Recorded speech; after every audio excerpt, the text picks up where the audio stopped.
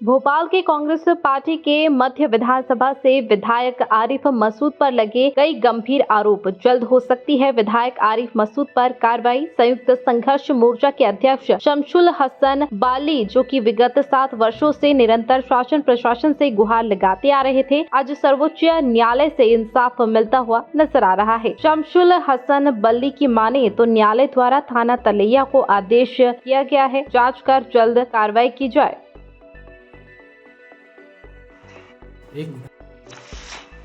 न्यायालय में एक मामला सामने आया है। काफी 7 वर्षों से लंबित जो प्रशासन की वजह से मामला था, आज न्यायालय की शरण में जाना पड़ा। क्या ऐसी वजह रही कि न्यायालय की गुहार लगानी पड़ी और प्रशासन से 7 साल बाद भी न्याय न मिला? 2016 में इकबाल मैदान पर एक मिली काउंसिल का एक प्रोग्राम हुआ था, जिसमें देश के चुने हुए प्रधानमंत्री को, चुने हुए देश के गृह मंत्री को, जिस तरह से मिली काउंसिल एक संगठित संस्था है, उनके द्वारा यह आयोजित था, जिसको संचालित जो यहाँ कर रहे थे, यहाँ के वर्तमान में जो विधायक है आरिफ मसूद कर रहे थे, उसमें आप शब्दों का जिस तरह इस्तेमाल हुआ था, उससे मैं बहुत आहत हुआ था। उसमें कि एक चुने हुए प्रधानमंत्री को किस तरह की भाषा का इस्तेमाल किया जा रहा है, उसको लेके मैंने माननीय गृह मंत्री जी, माननीय मुख्यमंत्री जी, डीजीपी साहब, कलेक्टर को, वो तमाम वरिष्ठ अधिकारियों को एक आवेदन कार्रवाई के लिए दिया था कि हमारे शहर की गंगा जमुनी तहजीब को जिस तरह से खंडित किया जा रहा है इकबाल मैदान से, वो निसंदेह गलत काम था। इसके लिए विरोध किया था और शिकायत की थी मैंने उसमें। जो बार बार आरोप लगते आ रहे हैं कि कहीं ना कहीं राजनीतिक शरण मिलने की वजह से FIR दर्ज नहीं होती, उनको इंसाफ नहीं मिलता लोगों को। आज ये मामला सामने नजर आ रहा है कि राजनीतिक हवाला देकर आपकी शिकायत को दर्ज नहीं किया गया। नहीं, किसी राजनीतिक व्यक्ति के खिलाफ जब हम कोई आवेदन देते हैं तो उसमें जांच का हवाला देके बढ़ा दिया जाता है। वो किसी गरीब के खिलाफ अगर कोई आवेदन जाता है तो प्रकरण दर्ज कर लिया जाता है। बड़ी सामान्यता है, ये एक राजनीतिक व्यक्ति है और जिससे हमेशा शहर में हमेशा से ये डर, हिंदू मुस्लिम भावनाओं को भड़काकर दंगा कराने का हमेशा इससे खतरा बना रहता है। मैंने जिला प्रशासन से भी मांग की, कई बार माननीय मुख्यमंत्री, देश के प्रधानमंत्री से, देश के गृह मंत्री तक से मैंने आवेदन भेजा कि इस पर अविलंब कार्रवाई होना चाहिए, क्योंकि जिस तरह की भाषा का इन लोग इस्तेमाल कर रहे थे, यकीनन वो भाषा बहुत निम्न स्तर की भाषा थी और उससे ये लगता था कि ऐसा ना हो कि कहीं भोपाल में कोई हिंदू मुस्लिम फसादात ना हो जाए। कहीं ना कहीं प्रशासन ने इस चीज को अनदेखा किया है। काफी गंभीर आरोप पहले से भी उनके ऊपर दर्ज है और चुनाव जीतते ही कई काफी आरोप उन पे अभी लगे भी हैं, उसके बाद भी प्रशासन ने अनदेखा करा कि आपको न्यायालय जाना पड़ा। अब ये प्रशासन को क्या डर है, क्यों डरता है प्रशासन, तो ये तो प्रशासन ही बताएगा। लेकिन वर्तमान में जो माननीय मुख्यमंत्री हमारे यहाँ मध्य प्रदेश के मोहन यादव जी हैं, मुझे लगता है कि बहुत एंग्री यंग मैन की तरह काम कर रहे हैं। अगर इस तरह का कोई कृत्य इन विधायक जी का या किसी भी पार्टी के किसी भी नेता का या प्रशासनिक अधिकारी का कोई जिस तरह से रिजल्ट आ रहा है देख रहे हैं हम, अगर कोई हरकत करता तो यकीनन उसके खिलाफ कार्रवाई होगी।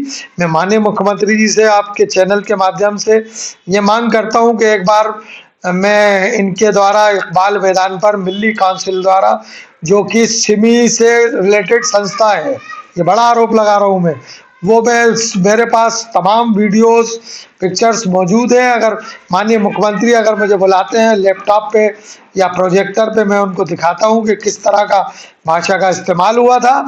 या जिला प्रशासन कान में रुई डालकर बैठा रहा, जबकि जिला प्रशासन पे, पुलिस प्रशासन पे, मध्य प्रदेश शासन पे, उस 2016 की CD इंटेलिजेंस पे, सब पे मौजूद है। कार्रवाई नहीं करना ये एक चिंता का विषय था।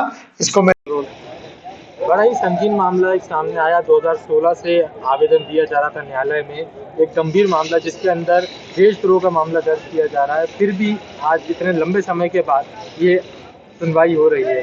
क्या है पूरा मामला? लगभग इस मामले को 7 साल हो चुके हैं। 2016 से चल रहा है ये मामला और काफ़ी समय से जो हमारे पक्षकार हैं शमशुल हसन जी और संयुक्त संघर्ष मुस्लिम मोर्चा के जो अध्यक्ष हैं, उन्होंने काफ़ी प्रयास किए हैं 2016 से लेके अभी तक, और अभी तक इस मामले की कोई सुनवाई नहीं हुई है स्थानीय प्रशासन द्वारा।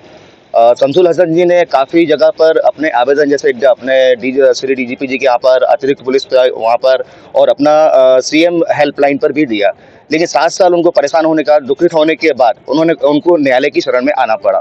इसलिए हमने अभी आवेदन प्रस्तुत कर दिया गया है और प्रतिवेदन के लिए संबंधित थाना तलैया में प्रतिवेदन के लिए उसका इंतजार कर रहे हैं हम लोग। वो उसके लिए हमें 22 तारीख की दिनांक मिली है, 22 तारीख को अगली पेशी है यहाँ पर। किन किन धाराओं के तहत केस दर्ज करवाया? ये धारा अंतर्गत आई है अपना भारतीय दंड विधान की धारा 121, 124 का 298 और इसमें अपना 120 बा है, जो कि अपना राजद्रोह और भारत सरकार के विरुद्ध युद्ध का दुष्प्रेरण करना है। कहीं ना कहीं भारत के सबसे सर्वोच्च जो पद होता है, उस गरिमामय पद को अपशब्दों का प्रयोग किया गया है, उसके विरुद्ध ये कार्रवाई दर्ज की गई है। अगर ऐसे केस में भी इतना लंबा समय सरकार द्वारा या सरकार के लोगों द्वारा लिया जाता है, तो आम नागरिक की हम क्या अपेक्षा करें? अब देखिए, न्यायालय के समक्ष ये केस अभी आया है, ठीक है। अब जैसे आपने आम नागरिक की बात करी है, तो आम नागरिक के लिए देखिए न्यायालय की शरण में आना जरूरी है, क्योंकि न्यायालय सबकी सुनता है, ठीक है। उसमें अगर कोई भी आम नागरिक भी अगर न्यायालय की शरण में आता है, जैसे कोई प्रशासन नहीं सुन रहा है, तो जो हमने लगाया है 156(3) भारतीय दंड प्रक्रिया संहिता के तहत आवेदन जो दिया है यहाँ पर, उसके तहत कोई भी आम नागरिक आके अपना आवेदन न्यायालय के समक्ष प्रस्तुत कर सकता है। क्या ऐसी वजह रही किस व्यक्ति के खिलाफ ये मामला दर्ज करना था जिसमें इतना लंबा समय लग गया? कहीं ना कहीं राजनीतिक जो षड्यंत्र है वो सामने नजर आ रहा है इस वजह। अब इसके संबंध में आपको विस्तार से अपना संयुक्त संघर्ष मुक्ति मोर्चा के जो अध्यक्ष हैं अपने शमसुल हसन जी आपको विस्तार से बताएंगे। इसके विरुद्ध ये मामला दर्ज हुआ? ये मामला दर्ज हुआ है वर्तमान में जो अपने विधायक आरिफ मसूद जी हैं, उनके विरुद्ध ये मामला दर्ज हुआ है।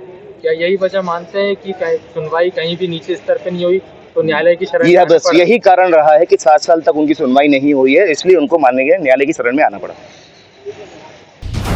NTV टाइम, जनता की बात जनता के साथ।